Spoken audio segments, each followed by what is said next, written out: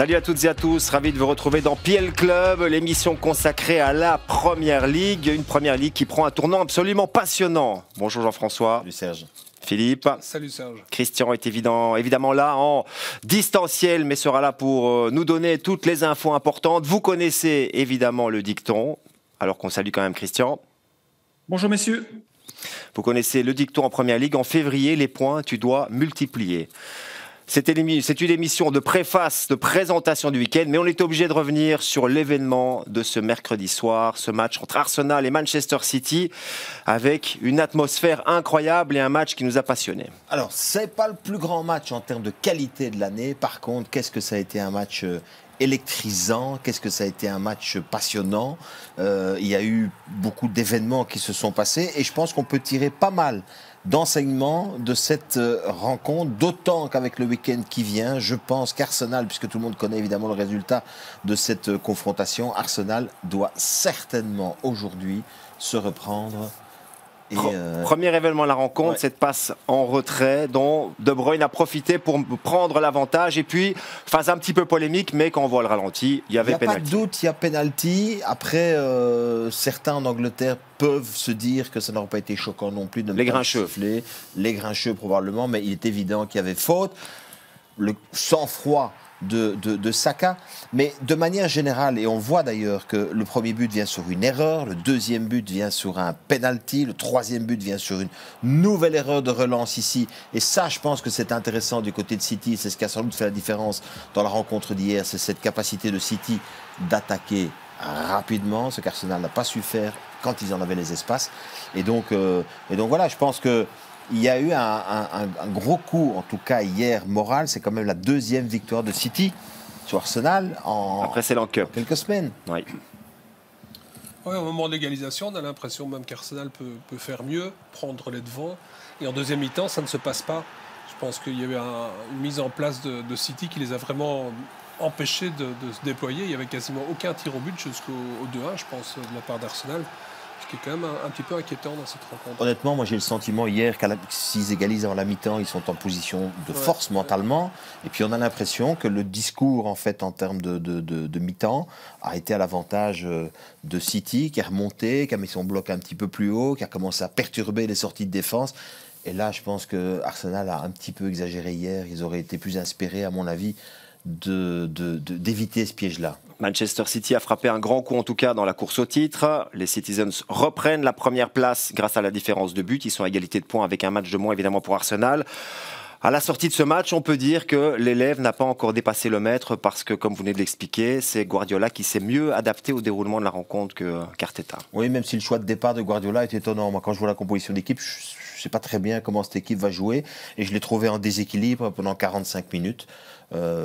Silva devant se décaler tout le temps sur le côté gauche, j'ai pas très bien compris son rôle finalement. Et puis deuxième mi-temps, le fait déjà d'aller avec un bloc un peu plus haut, de permettre à deux ailiers, enfin deux joueurs de ne pas devoir autant courir et de se retrouver dans des positions extrêmement défensives. Donc aller chercher l'adversaire un peu plus haut était la première bonne idée.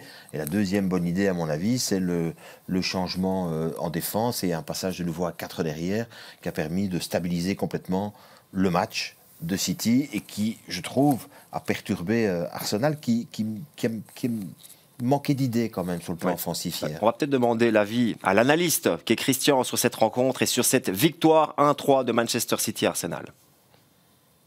On a discuté avec Jean-François pendant le match, je lui ai envoyé un message en disant je pense que la différence entre les deux entraîneurs, c'est qu'aujourd'hui, Guardiola a accepté qu'on pouvait marquer beaucoup de buts avec une de ses équipes sur des reconversions rapides. Ce que Arteta ne veut pas encore faire pour le moment, et on le verra plus tard dans le courant de l'émission avec les infographies pour la préparation du match contre Aston Villa, c'est qu'aujourd'hui, il est capable de laisser le ballon par moment à l'adversaire et de profiter des reconversions rapides, des mauvaises sorties de balles, et c'est un peu les erreurs défensives d'Arsenal pour le moment. Pour le reste, comme c'était un match à haute intensité et qu'on sait que dans ces matchs du top, Arsenal a des difficultés à marquer sur des reconversions rapides parce qu'ils veulent absolument être maîtres de ce ballon et être maîtres de ce jeu dominant placé. Et on le voit, ils ont pris 3 buts dans le match contre Manchester United. Ils en ont repris 2, mais ils ont gagné. Et ils reprennent 3 buts maintenant contre Manchester City. Ça fait quand même 8 buts en 3 matchs contre des équipes du top. Donc, il y a probablement quelque chose à rectifier dans la stratégie et dans l'approche tactique d'Arteta. 11e victoire d'affilée, en tout cas en championnat pour Manchester City face à Arsenal. Il y aura un match retour, ce sera pour fin avril et la course au titre continuera à être passionnante. On reparlera d'Arsenal d'ici quelques instants. En attendant, on va évoquer aussi l'autre club de Manchester puisque United a vu Marcus Rashford être élu joueur du mois de janvier en Première Ligue. Il a marqué 5 buts durant ce mois de janvier, mais on sait qu'il marque beaucoup. C'est un des joueurs en grande forme dans la Première Ligue. Voici un clip avec les meilleurs moments de Marcus Rashford pour ce titre du mois de janvier. C'est parti. There is a confidence and a verve and a swagger about Marcus Rashford. It feels like this is the best he's been playing in his whole career. This is Rashford. Nice job. Sight of goal from Marcus Rashford!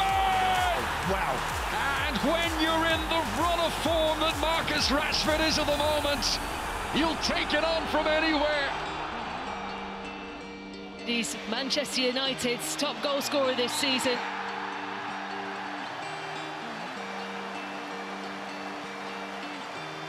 Rashford dancing his way inside.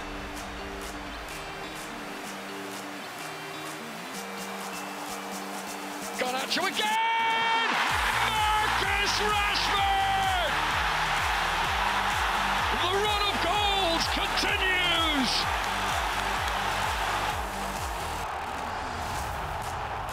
When he's in this mood, he is simply unstoppable. Manchester United qui, grâce à Marcus Rashford très performant, s'accroche pour le moment à la 3e place et se positionne pour une qualification à la Ligue des Champions la saison prochaine, voire plus, parce qu'ils sont quand même qu'à 5 points finalement de Manchester City et d'Arsenal. Oui, mais moi je suis convaincu que cette équipe de United va continuer à titiller les deux autres, donc Arsenal et City. Ils n'ont pas intérêt à perdre trop de points parce qu'ils vont rester en embuscade.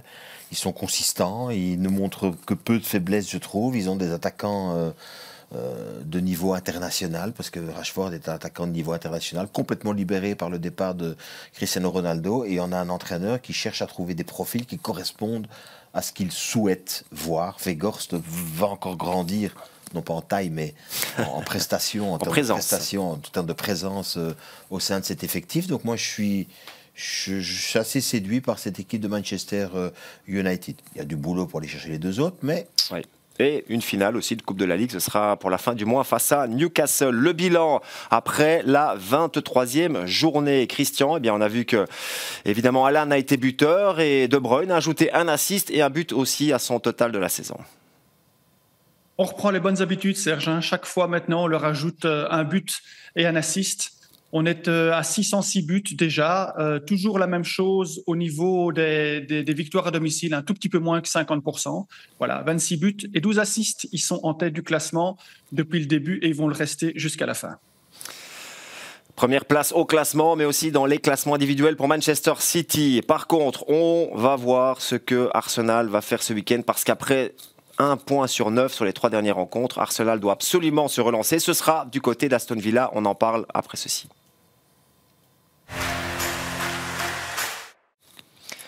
Déplacement à Aston Villa pour les Gunners. Aston Villa 11e avec 28 points. Arsenal qui passe donc à la 2e position avec 51 points. L'anecdote, c'est que ces deux équipes viennent de perdre face à City sur un score de 3-1. Pour Aston Villa, c'était le week-end dernier. Pour Arsenal, c'était mercredi. Ouais, c'est étonnant.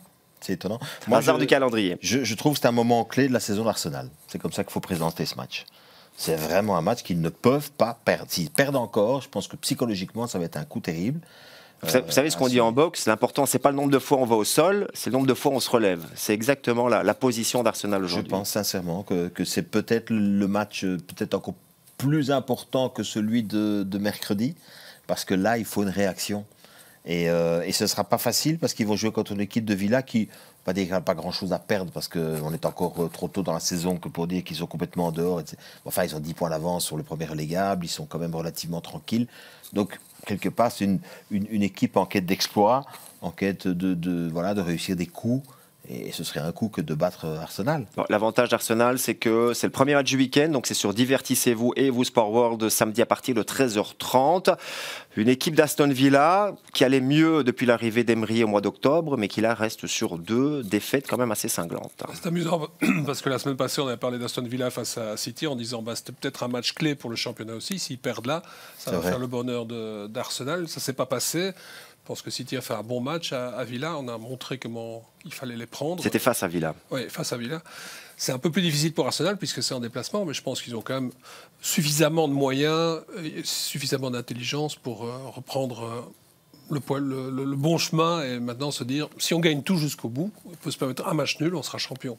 C'est avec ça qu'il faut fonctionner, je pense. Oui, effectivement. Alors, cette équipe d'Aston Villa a pris un petit peu d'avance avec l'arrivée d'Emery. On sait qu'avec Steven Gerrard, c'était assez compliqué. Depuis qu'il est là, ils ont 10 points d'avance sur la zone rouge, celle des relégables. Ils ont marqué à tous les matchs, c'est le point positif depuis qu'Emery est arrivé. Par contre, il reste, on le disait, sur 2 défaites, Christian, et surtout 7 buts encaissés. Alors, je me souviens que quand Emery avait été annoncé à Villa, vous aviez déclaré, Christian, que c'était une bonne chose parce que c'est un entraîneur qui a une bonne mise en place défensive. C'est moins le cas depuis 2 matchs. C'est moins le cas parce que c'est le schéma habituel, c'est-à-dire qu'on arrive, on vient dans une équipe qui ne fonctionne pas bien, on met les choses en place défensivement, on enchaîne les bons résultats, et puis il faut passer à cet aspect offensif parce que les gens ont des attentes, parce qu'on veut maintenant aller de l'avant quand tout est bien en place défensivement. Et là, il faut prendre des risques et il y a un déséquilibre. Et là, effectivement, on le voit sur l'infographie, ça se passait très bien sur le bilan 2023, c'était même excellent avant les 2 matchs. Et puis voilà, il y a un accident contre Leicester. Là, je pense que c'est vraiment un peu, c'est très surprenant parce que Leicester n'est quand même pas l'équipe la plus solide défensivement, et la défaite à Manchester City, ce n'est pas non plus une vraie mauvaise surprise. Par contre, une équipe d'Emery qui encaisse 7 buts, et on va le voir tout à l'heure dans l'infographie suivante, surtout la manière dont ils ont encaissé ces buts, ça pose problème, et donc il va falloir rectifier rapidement. Le point positif, c'est que c'est une équipe, les équipes d'Emery qui sont bien en place défensivement, se projettent rapidement vers l'avant et marquent beaucoup de buts sur jeu rapide. Et c'est un peu le point faible d'Arsenal pour le moment. Donc, il va falloir équilibrer. Et c'est justement ça, c'est quand la situation commence à devenir un peu chaotique, eh bien, les grands entraîneurs parviennent à changer la tendance et à remettre les choses en place. Bon, on le voit, ils ont encaissé des buts à peu près dans tous les domaines, sur les 2 dernières rencontres, sur les 7 buts encaissés. Oh, ils ont été très bons. Ils ont encaissé, mais avec une majorité, on va le voir sur l'infographie, sur des reconversions rapides. Et ça, c'est très, très étonnant pour une équipe qui est entraînée par Emery, parce que c'est quelque chose auquel il n'est pas habitué. Unai Emery, c'est un ancien entraîneur d'Arsenal qui va retrouver son ancien club avec lequel ça ne s'était pas super bien passé, en tout cas sur la fin. Oui, je pense qu'il va y avoir un sentiment de revanche. On l'a vu aussi hier avec l'attitude de Arteta, qui a quand même été l'élève de Guardiola. Ils ont quand même travaillé ensemble, ils ont quand même partagé des moments très importants ensemble et de connaissances. Et on voit quand même qu'il y avait une énorme rivalité. La poignée de main à la fin du match, elle était quand même très dure. Mais voilà, ça fait partie aussi de cet esprit de compétition. Et c'est pour ça que ce sont des entraîneurs de haut niveau. C'est qu'en fait, l'amitié passe loin derrière, et donc il va falloir rectifier quelque chose. Et surtout ici pour Emery, il va falloir stopper cette hémorragie de reconversion rapide qui n'est pas la force d'Arsenal, comme on va le voir aussi un peu plus tard. Donc un peu mitigé, mais il y a quand même des points positifs pour Aston Villa dans ce match-là. On peut dire que c'est une équipe avec, surtout en défense, des vieux roublards. Mings n'était pas là à Manchester City, mais il y a des joueurs comme Chambers, un ancien d'Arsenal. Il y a Digne, Young sur les flancs. Ce sont quand même des joueurs qui ont pas mal de matchs dans les jambes en Première Ligue. Konsa également. Oui. Le gardien, Martinez, champion du monde. On a vu les images des débuts tout à l'heure. On se dit qu'ils ont quand même... C'est la foire, là, derrière, oui. pendant deux matchs. Un peu la désorganisation. Ouais. Désorganisation complète, et ça ne ressemblait pas à grand-chose. Alors, pourquoi se mettre dans une situation pareille? Ça, je pense qu'ils sont seuls à le savoir. Depuis qu'Emery était là, au-delà de ce que Christian a montré sur le résultat, là, on était en 2023, mais même avant ça, la série est exceptionnelle de 17 sur 24. Et puis, patatras, à un moment donné, plus rien. Donc, peut-être qu'ils se disent, dans leur tête, on est sauvés, ou en tout cas, on ne va plus, on ne va pas non plus aller... Je ne sais pas ce qui s'est passé. Clairement, il s'est passé quelque chose dans les Chute deux de derniers tension, matchs. passage à vide. Parce que les buts, c'était carnaval, quoi. Oui. Contre Leicester, ils mènent assez vite. Et puis ils se font prendre en contre. Et c'est un peu à ce moment-là que ça commence à foirer dans tous les sens et à se désorganiser. On faisait dans le goal of the day. C'est ce qu'a dit Christian. Ils se font surprendre sur du jeu rapide. Et la semaine d'après, contre City, c'est pas si étonnant que ça qu'ils soient dominés par cette équipe. Donc je crois que mentalement, ils ont pris un peu un coup sur la tête. Alors attention à Arsenal qui va se déplacer dans un stade où ils veulent absolument retrouver de la confiance qu'ils avaient avant. Donc il faut voir qui va se remettre le mieux. Ouais, et puis Christian va certainement, ça du coup, en parler. Mais Arsenal va faire comme ils font d'habitude. C'est-à-dire, en fait, un profil de match qui correspond quand même assez bien à ce que Villa a peut-être encore un envie match d'avoir. piège, c'est ce que vous voulez dire pour Arsenal. Comme Everton. Mais toutes les semaines, on va dire ça concernant ces deux équipes, puisqu'on attend de savoir lequel des deux va craquer à un moment donné. Donc on va forcément toujours. Voilà. Mais ici, autant on les a vus, c'était un peu la foire là, sur les attaques rapides, autant Arsenal, Christian va en parler, mais n'est pas exceptionnel sur ce type d'attaque-là. Donc. Sur les Gunners, on va peut-être commencer avec l'aspect défensif parce que Arsenal a encaissé sur les 4 derniers matchs de Premier League, dont 3 buts évidemment face à City. Donc il y a quand même un petit souci qu'Arteta doit régler au plus vite, Christian. Oui, on en avait parlé et surtout il y a une chose que je remarque en observant mon outil, en regardant les modèles sur des périodes plus courtes. On voit en fait qu'il y a des cycles dans lesquels on rentre et on ne parvient pas à sortir. On avait évoqué sur les 2 et les 3 dernières semaines ou les 3 dernières émissions la problématique de dire on encaisse sur une mauvaise sortie de balle. Attention, on encaisse sur un corner. La semaine qui suit, pareil, il y a de nouveau un but qui est encaissé comme sur corner contre Everton et qui leur fait perdre les 3 points. Et puis ça s'enchaîne, et on voit en fait que depuis ces 4 derniers matchs, on va le voir sur l'infographie, il y a 4 buts, vous voyez les chiffres sont en noir de plein jeu, et il y a 3 buts sur phase arrêtée. Et on voit en fait que sur 3 des 4 buts de plein jeu, c'est 3 mauvaises sorties de balles, 3 paires de balles. Donc à un certain moment, il y a cette obsession de vouloir absolument sortir proprement, d'avoir ce jeu dominant placé, et ils nous l'ont montré déjà à 29 reprises cette saison que ça marche bien, mais à un certain moment, il faut observer les situations, il y a des moments où c'est moins favorable, et donc en fait, il faut régler les choses sur lesquelles on est plus fort. Et donc voilà, donc là, pour le moment, il faut absolument régler au plus vite, parce que ça fait 4 matchs que ça dure, c'est les phases arrêtées, et les mauvaises sorties de balles et les reconversions rapides adverses, parce que sinon, les problèmes vont s'accumuler et alors le doute va s'installer et les difficultés vont grandir et ce n'est pas de bon augure à ce moment-ci de la saison. Les mauvaises sorties de balles, c'était face à City. Ici, on voit les buts encaissés sur phase arrêtée, même si on ne va pas revenir sur la polémique, mais celui-ci aurait dû être annulé. Parce qu'il y avait une position de hors-jeu. On rappelle que l'arbitre du VAR a oublié de tirer la ligne sur Nordgaard qui fait l'assist. Grotesque comme situation. Mais la question avec Arsenal à se poser, c'est quelles sont les raisons pour lesquelles est-ce que c'est un essoufflement? Parce que si on regarde quand même les compositions d'équipe, elles ne changent pas beaucoup. Ils jouent toujours avec les mêmes. Ici, il avait changé Tomiyasu, mais est-ce que c'était un choix vraiment? Parce qu'il a dit, oui, tout à coup, je fais une rotation. On fait une rotation contre City? Non. Je ne pense pas. Donc, je pense que c'était un choix délibéré, pour une raison qui lui appartient, mais voilà. Et pour le reste, Partey blessé, donc ne joue pas. Enfin, Jorginho n'a absolument pas démérité au milieu du terrain, mais par contre, j'ai trouvé que les joueurs offensifs me paraissaient Martinelli, usés. par exemple, semble essoufflé. Martinelli a créé très peu de choses. Saka, je ne trouve pas qu'il a été hyper performant non plus. On a une Nketiah devant qui a 2 balles de but et qui, de la tête, oui, a 2 fois la possibilité de mettre le ballon au fond. Donc, la question, c'est est-ce que c'est une équipe qui est au bout d'un cycle, si on veut, mais au bout du rouleau, qui est physiquement usée? Ça, c'est une question et on aura une réponse. C'est un petit peu tôt dans la saison. Oui, mais bon, le problème, c'est que vous savez... 16 matchs à jouer pour Arsenal, 15 pour City. Mais le problème, c'est qu'en Angleterre, ça joue. On sait que c'est usant sur le plan même mental, etc. Donc, voilà, on aura la réponse vite. Pourquoi? Parce qu'en fait, ils vont avoir une série Villa, Leicester, Fulham à l'extérieur et Liverpool après. Et à le domicile, Bournemouth, Crystal Palace, Leeds. Donc en principe, jusqu'au match de Liverpool, des matchs abordables. Ils devraient faire le plein de points. S'ils ne le font pas et qu'ils vont perdre des points à gauche à droite, ça va commencer à être chaud. C'est pour ça que ce match à Villa est très important, Philippe. Il y a peut-être un élément qu'on oublie, c'est une équipe très jeune, y compris en défense.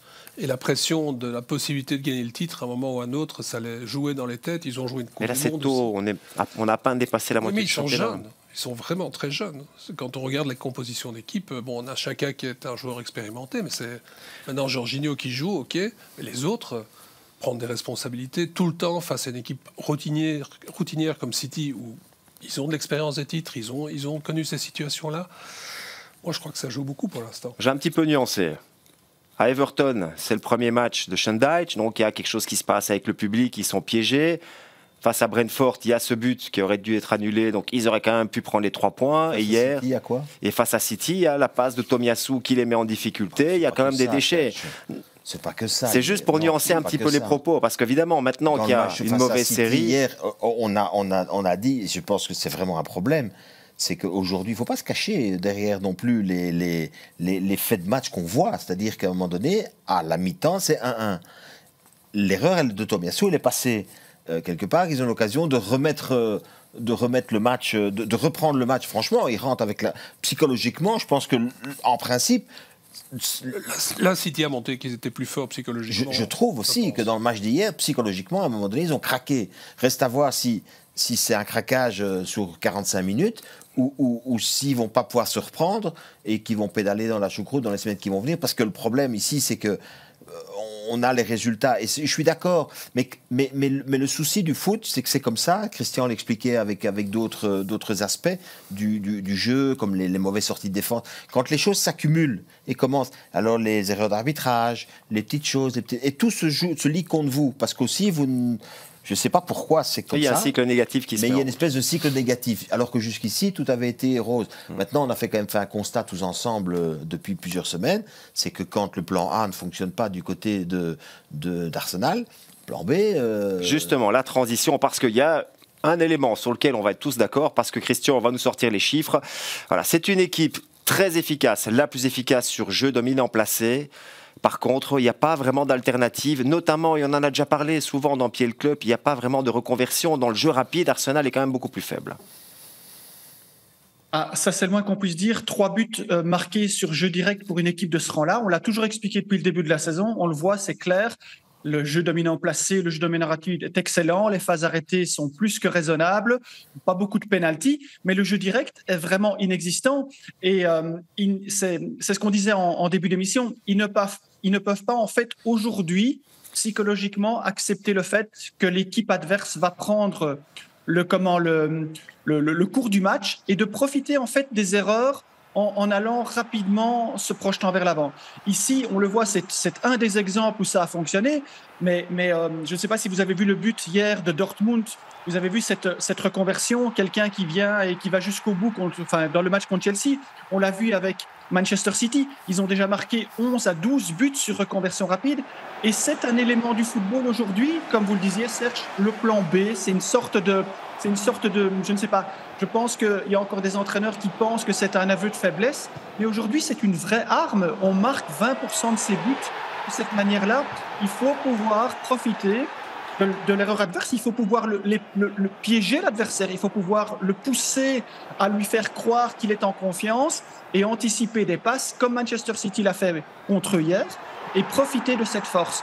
Et s'il n'y a pas ça, ils ne vont pas y arriver, je suis presque sûr et certain, parce que c'est impossible de garder un jeu dominant placé permanent pendant toute une saison. Est-ce que l'absence de Gabriel Jesus dans ce cas-là n'est pas le vrai problème de cette équipe ? Je ne pense pas, parce que quand il est là, il ne marque pas plus sur reconversion rapide. C'est aussi un attaquant qui a marqué beaucoup de buts, des tirs enroulés dans le rectangle avec des combinaisons de passes collectives pour arriver jusque-là. Aujourd'hui, je pense qu'il y a une vraie culture de la part d'Arteta de vouloir absolument jouer un jeu parfait, en fait. Et Guardiola a voulu faire ça dans les premières années. Il s'est rendu compte aussi, quand ils ont perdu le titre contre Liverpool, qu'il fallait améliorer cette catégorie-là. Et on en a parlé, Jean-François, hier pendant le match, en s'échangeant les messages. Aujourd'hui, je crois que Guardiola freine un peu dans son attitude égocentrique et se dit qu'aujourd'hui, 10, 12 buts, 13 buts par saison sur reconversion rapide, eh bien, c'est acceptable. Il a l'attaquant pour. Même avec Saka, avec Martinelli, il a le secteur offensif. Mais je disais pour le faire. que City avait l'attaquant pour. C'est-à-dire qu'en fait, c'est une évidence avec Alan qu'il faut à un moment donné profiter de cette qualité-là qu'il a. Et on a vu hier les attitudes, même si en première mi-temps, ça s'est fait qu'avec un bloc trop bas. Mais du côté d'Arsenal, le problème, c'est que la vitesse, ils en ont, mais ils ne l'exploitent pas du tout. Exactement. Effectivement. Oui, mais il n'y a pas de. On voit que quand ils partent en reconversion rapide, il n'y a pas quelque chose qui va au bout de l'action. On l'a vu une fois avec Martinelli quand il fait la passe pour Saka, mais qui est pratiquement au cordeau. Mais pour le reste, il n'y a pas, on ne voit pas que c'est une attitude d'une équipe qui se reconvertit rapidement. Non, on est bien d'accord. On a l'impression qu'Arsenal, pour résumer, fait de l'ancien City. Parce que voilà. même dans le rôle de Shevchenko, Zinchenko, qui vient dans le milieu du jeu, on a un peu l'impression de revoir ce que. Oui, c'est ce qu'il faisait effectivement à City. Voilà. Même chose avec Ben White de l'autre côté, ou Tomiyasu quand il est sur le terrain. En tout cas, match très important pour se relancer pour Arsenal. Samedi 13h30 du côté d'Aston Villa, où Leander Dendoncker pour le moment est sur le banc, donc on le verra peut-être, mais pas plus que quelques minutes. En tout cas, c'est son temps de jeu sur les dernières rencontres. On passe à l'autre rencontre du week-end. C'est celle qui va opposer Newcastle à Liverpool. C'est parti. High-flying Newcastle face another tough challenge, Liverpool. St James's Park will be a sea of black and white. Almiron! Wow! But the Reds are coming. Ready for this. Salah! For Nunez, it's a gorgeous Liverpool goal. Newcastle are not to be denied. What a moment for Isak, Firmino. They've got it with the last kick of the game. Newcastle United versus Liverpool. St James's Park en noir et blanc, c'est presque un peu un retour vers le futur parce que Newcastle revient au premier plan. C'est l'équipe qui avait quand même fait des résultats dans les années 90 notamment, un petit peu avant aussi. Newcastle 4e pour le moment avec 41 points face à Liverpool 9e avec 32 unités.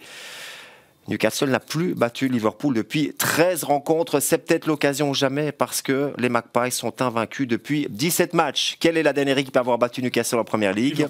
C'est Liverpool au match aller. À la 98e minute. C'était fin août. On va revoir les buts d'ici quelques instants. En tout cas, cette équipe de Newcastle, c'est un petit peu l'épine dans le pied de tous les gros clubs du Big Six en tout cas parce que pour le moment, ils s'accrochent à cette 4e place.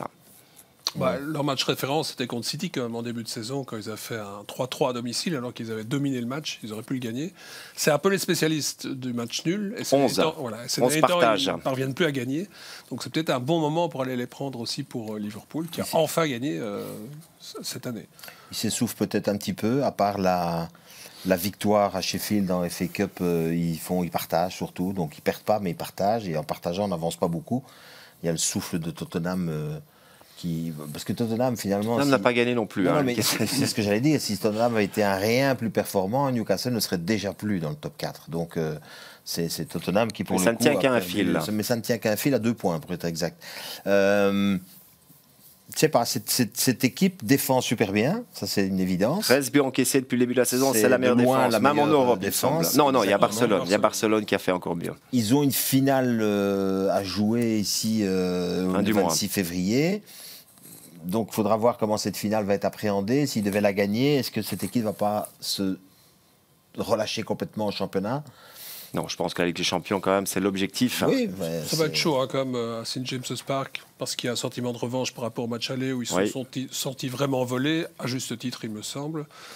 Puis là, ils ont besoin de gagner, donc gagner contre Liverpool, ce serait relancer la dernière partie du championnat avec l'objectif d'être dans les 4 premiers. Je pense que c'est faisable, ils ont les moyens. Ils doivent aussi retrouver un déclic, en fait. Et Liverpool, ça me semble être un très bon candidat pour eux. Oui, invaincu, absolument. Oui, puisque la seule défaite, c'était à Anfield au match aller. Christian, Newcastle est une équipe qui ne perd pas, mais qui ne gagne pas souvent non plus. Quand Eddie Howe est arrivé l'année passée, on avait observé son modèle et c'est un entraîneur qui a l'habitude de devoir travailler pendant toute la semaine pour essayer de ne pas encaisser, parce que les équipes qu'il a entraînées, ce sont des équipes qui ont toujours dû se battre pour la relégation. Ici, donc, le modèle qu'il a, c'est la mise en place défensive. La mise en place défensive, elle est parfaite. 13 buts encaissés. Regardez le schéma. Il n'y a pas beaucoup de buts encaissés depuis les 6 derniers matchs, mais il n'a pas dans son modèle aujourd'hui, il n'a encore rien prouvé depuis qu'il est arrivé et depuis le début de cette saison, il n'a pas encore prouvé qu'il sait mettre en place quelque chose d'offensif. Pour une équipe qui est dans le top 4 pratiquement et qui a marqué que 12 buts sur jeu dominant placé, alors ça c'est tout à fait le contraire par rapport à Arsenal, 12 buts sur jeu dominant placé, c'est l'équivalent des équipes comme Leeds, comme Leicester, comme Wolverhampton, ce sont des équipes de ce niveau-là. Donc aujourd'hui, il tient, je veux dire, la baraque avec l'aspect défensif, et on le voit ici, c'est une défense de fer performante et on ne joue que sur le jeu rapide. Regardez les 14 buts que vous voyez ici, ce sont les 14 buts qui ont été marqués sur jeu rapide en passant par l'axe. Il y en a 7 sur jeu dominant rapide et il y en a 7 sur reconversion rapide. Donc aujourd'hui, on voit que le passage par les flancs, il est inexistant. 6 buts sur centre, c'est vraiment très peu. Il marque très peu sur jeu dominant placé. Donc aujourd'hui, il ne se repose que sur une chose, c'est l'aspect défensif et la reconversion rapide. Et aujourd'hui, pour être dans le top 4 et pour être plus haut, ce n'est pas assez. Parce que le bilan des 6 derniers matchs, une victoire et 5 partages, c'est chaque fois 2 points de perdu, un partage pour une équipe du top. Et il faut absolument changer cette transition, améliorer cette transition et devenir vraiment performant et imposant dans le jeu offensif. Un but de Newcastle, c'est presque devenu un événement. 3 buts marqués seulement sur les 6 derniers matchs. Évidemment, on vous les a compilés. Ouais, j'ai presque envie de dire, en entendant Christian parler comme ça, que finalement, cette équipe est faite pour jouer des gros matchs. C'est-à-dire de jouer dans son plan de jeu, on va bien défendre, on va contrer, et que pour être présent dans le top 4, il faut aller chercher des points face à des équipes où il faut prendre les matchs en main, et que visiblement c'est une arme qu'ils n'ont pas. Donc pour le top 4, je me dis quand même que si les autres équipes reviennent un petit peu à la norme, je pense surtout à Tottenham, je pense que quand même ça va être extrêmement chaud pour eux, et que je miserais plus sur une finale... une finale de Coupe de la Ligue qu'une potentielle place dans le top 4. Mais bon, je trouve que l'explication est assez claire ici. Si on a ce chiffre assez étonnant, puisqu'on a toujours dit que toutes les équipes du top 4, du top 5, top 6 étaient des équipes qui avaient le jeu dominant placé, ceux qui ne l'ont pas. Alors ils ont une alternative, mais à un moment donné, voilà, ça fonctionne contre les grosses équipes. Mais quand il faut prendre le match en main, ça commence à être plus complexe. Après, l'évolution en un an, elle est extraordinaire. Il y a un an, ils luttaient pour le maintien, ils étaient vraiment dans une position compliquée. Dans la première partie de la saison, ce qui les avait beaucoup aidés aussi, c'est que tout d'un coup, Almiron était devenu un buteur quasi hebdomadaire. Il l'a été qu'une fois, je crois, cette année. Donc s'il retrouve cette forme-là... Je crois que c'est le week-end dernier, il a marqué. Pour moi, il y a deux conditions. Qu'il retrouve cette forme-là et qu'il marque régulièrement, et qu'il trouve surtout d'autres buteurs dans l'équipe. Il y a Issa qui revient, il y a Wilson qui a été blessé un petit peu aussi. Donc, il ne marque pas beaucoup pour l'instant. Donc il faut ces deux éléments pour. Mais ça changera pas. Je suis d'accord, mais ça ne changera pas le profil et l'ADN de ce qu'il propose aujourd'hui. Mais ce sera toujours difficile de remettre des buts. Hein. Ça, c'est sûr. Christian, il y a notamment aussi, heureusement, pour parfois décoincer un match, les frappes au rectangle. Oui, juste pour revenir sur le tableau qu'on a vu avec les résultats, vous n'avez pas l'impression que ça ressemblait plus à un tableau appartenant à Wolverhampton plutôt qu'à Newcastle avec tous ces 0-0 et ces 1-0 et ces 1-1. Donc voilà, c'était juste pour faire un parallèle par rapport à ce qu'on a déjà expliqué précédemment. Et alors aussi, voilà, ça c'est aussi, je vais dire, la bonne chance du moment ou la bonne force du moment, c'est que comme on n'est pas fort dans le jeu dominant placé, comme on ne sait pas passer par les flancs, comme on ne sait pas aller jusque dans la zone des 16 mètres pour centrer parce qu'on est trop faible sur centre, eh bien, il faut pouvoir être performant hors du rectangle contre un bloc équipe. Comme Jean-François le disait, il y a beaucoup de matchs contre les équipes contre qui vont jouer où il faudra faire le jeu, mais que si cette équipe est en place défensivement et très bas, il va falloir en fait utiliser les frappes au rectangle, et là, ils sont les meilleurs dans ce domaine. Vous le voyez, 10 buts marqués sur des frappes au rectangle, ça c'est exceptionnel, c'est une force qu'il faut continuer à utiliser, mais c'est une force qui est difficile à concrétiser parce que c'est pas la manière la plus facile de marquer un but. La bonne nouvelle, c'est que Bruno Guimaraes fera son retour. Il était suspendu pour les dernières rencontres et c'est un des joueurs qui peut frapper à longue distance. Un élément clé dans une équipe. Quand même. Oui, effectivement.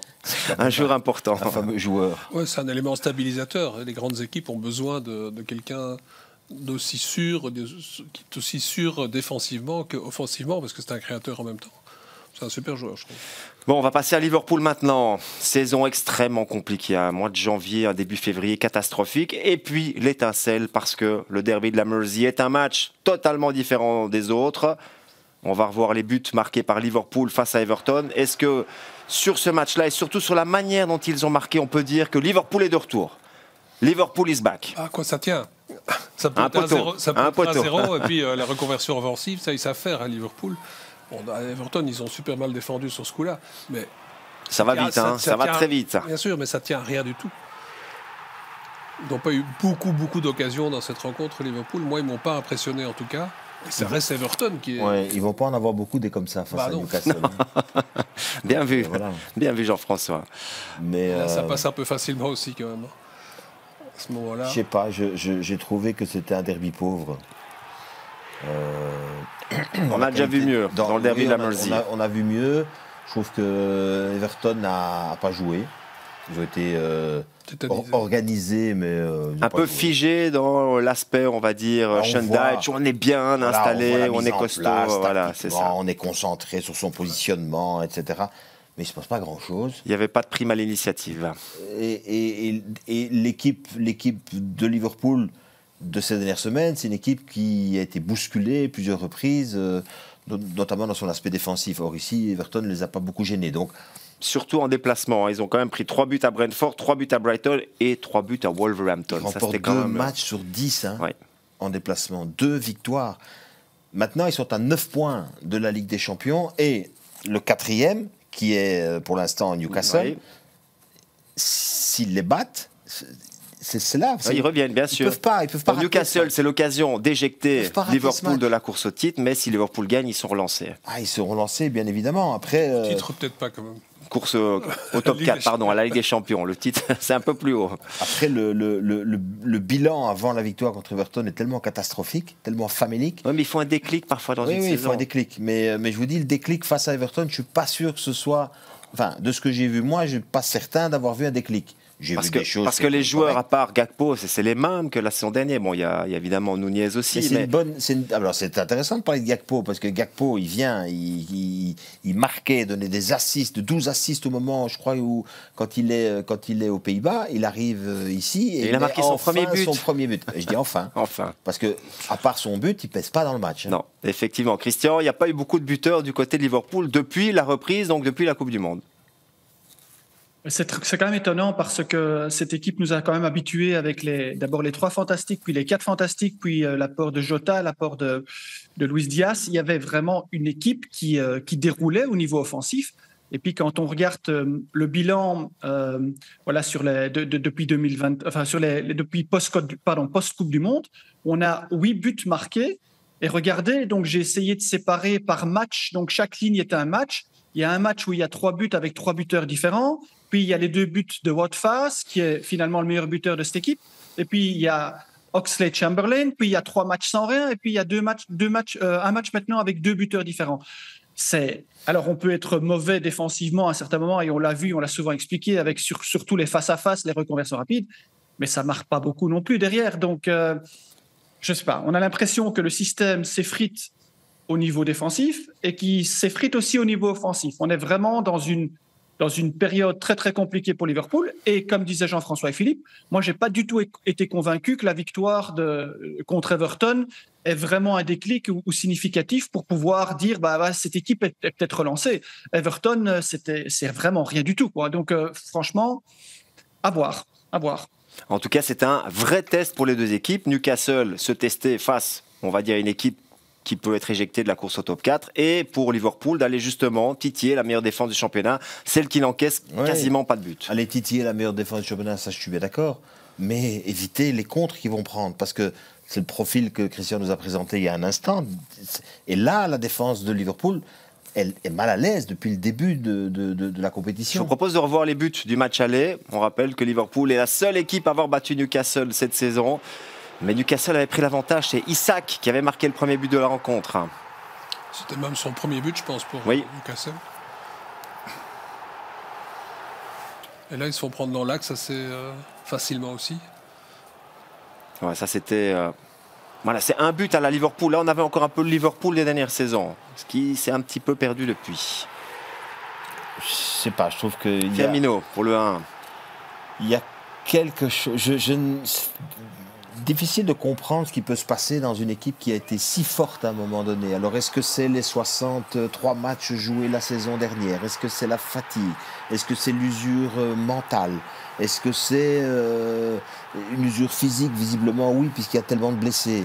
Est-ce que c'est la recherche constante de la performance qui fait qu'à un moment donné, on n'y arrive plus? Vous savez quoi? C'est sans doute un petit peu de tout ce que vous Oui, venez un de petit dire. peu de tout. Mais bon, après, quand on vous présente un projet en vous disant... parce que, on va être clair, ils ont pu acheter quand même. Est-ce qu'ils ont acheté au bon endroit les bons joueurs? Ça, c'est un autre débat. Parce qu'ils ont continué à acheter des joueurs offensifs, y compris avec Gakpo ici, lors du dernière fenêtre de transfert. Est-ce que c'est vraiment là que cette équipe avait besoin de se renforcer? C'est plutôt dans le milieu du jeu. C'est ce que tous les observateurs disent. Il manque ce joueur qui peut justement faire tourner l'équipe dans le milieu du jeu. Ce joueur, pour l'instant, ils sont en train de chercher, ils sont en train de... ne trouvent pas vraiment celui qui va les aider. Est-ce que le retour des blessés va résoudre quelque chose? Voilà, on va voir. Van Dijk est resté sur le banc. D'habitude, il serait revenu, il aurait été tout de suite dans l'équipe. Ouais. Alors, est-ce que dans la tête, aujourd'hui, peut-être de Klopp, il y a déjà le rendez-vous face au Real Madrid en Ligue des Champions qui se dit la seule façon de sauver ma saison, c'est de réussir quelque chose en Ligue des Champions. Donc, je vais me concentrer uniquement sur la Ligue des Champions. C'est possible, parce que via le championnat, ça va quand même être extrêmement chaud, d'autant que je n'ai pas le sentiment, après les avoir vus contre Everton, que tout est réglé. En tout cas, c'est un top match. Samedi, 18h30. C'est une ambiance de feu. Et une ambiance exceptionnelle du côté de St. James's Park. Pour ce Newcastle-Liverpool, les rendez-vous de ce week-end. On commencera donc samedi, on en a parlé, 13h25, Aston Villa Arsenal. Goals of the Day avec Philippe. Ouais, on enchaîne avec City qui est en déplacement à Nottingham Forest. C'est peut-être aussi un match piège. Au City Ground, c'est jamais facile de se déplacer, puis c'est une équipe qui a besoin de points à Nottingham. Newcastle-Liverpool, samedi pour conclure le samedi, et ce sera un grand rendez-vous. Dimanche, 2 rencontres, Manchester United, Leicester. Attention, Leicester est dans un regain de forme. Va mieux. Avec des Belges qui jouent en plus. United à domicile ne peut pas se louper s'ils veulent avoir une petite chance. Tottenham, je trouve que ça c'est l'équipe dont on attend vraiment une réaction maintenant. Ah oui, surtout après la défaite à Leicester le week-end dernier. Voilà, d'autant Et il y a Milan aussi. Oui, ils ont encore perdu. Et ils connaîtront le résultat de la veille à Newcastle. Donc ils auront peut-être cet avantage psychologique-là en plus. On va voir. Attention à Fulham quand même pour le top 4. Aussi, puis Brentford, Brighton, c'est des équipes qui sont un petit peu aux aguets, juste en dessous, et qui pourraient en profiter, en tout cas des faux pas, des équipes qui se trouvent pour le moment dans le top 5. Voilà pour ce PL Club. On se donne rendez-vous ce week-end avec plein de matchs passionnants. N'oubliez pas de nous suivre sur les réseaux sociaux, que voici, que voilà. Et pour le reste... Mais rien à dire si c'est rendez-vous ce week-end. Rendez-vous ce week-end pour toutes les rencontres. Il y a 6 matchs dans le Goals of the Day samedi après-midi, donc ça va être chaud. Ça va pas falloir prendre votre boulier compteur. Moi, ça ira, en espérant qu'il y ait plein de buts. C'est surtout pour Benoît Goeder, c'est lui qui aura tout le travail. Vous avez le siège confortable, on pensera à Benoît pour le Goals of the Day. Merci en tout cas à Philippe, merci Jean-François et merci à Christian. On se retrouve bien évidemment la semaine prochaine pour continuer cette première ligue absolument passionnante à tous les niveaux. Passez un bon week-end et à très bientôt. Bye bye.